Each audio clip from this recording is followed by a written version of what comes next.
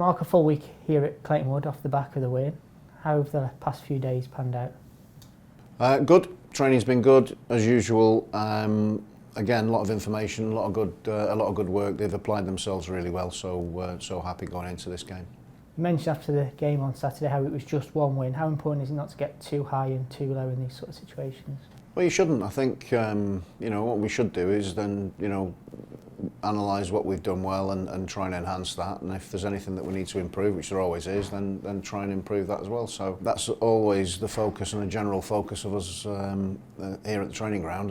And obviously, whilst it was a really good win, brilliant 3 points, your focus quickly turns to what comes next, and what comes next is a tough game at Carrow Road. So, but a game we can look forward to. I think they're a side full of quality. Got a lot of good players in the side. There's no, year on year they've churned a few players this season. They've gone out and brought a few new players in, quite a few new players in, and they always pick good attacking young players. So, there's always a challenge. I think in Josh Sargent, they've got one of the best strikers in the division, and it's a really good challenge for us tomorrow. And again, like I say, we look forward to it. Earlier this week, it was announced that Tommy Semkin has extended his future at the club. What qualities do you like in Tommy from the short dealings you've had with him? Well, he keeps the ball out of the net for the most part. I think he's a really intelligent young man. I think both he and Nathan Lowe, when I first came and met them, they really impressed me with the way that they see the game, the way they can talk about the game, their understanding of it, and at their young age to be able to sit and have a conversation with anybody, let alone myself, is actually really impressive. So. Really impressive young man, and delighted that he's signed a longer contract, and look forward to working with him when he comes back, and hopefully when he's a winner of League Two.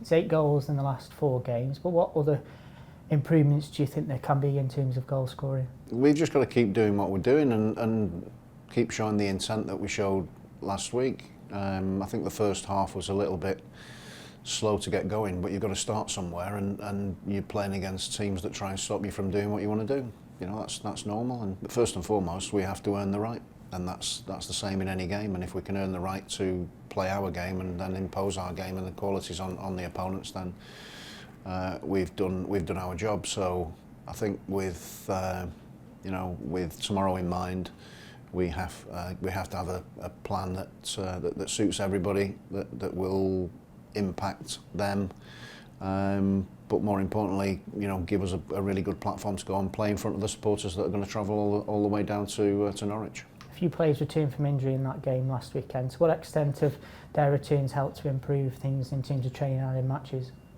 You want all your players fit. The damaging thing has been that you've got a lot of quality out and a lot of experience out.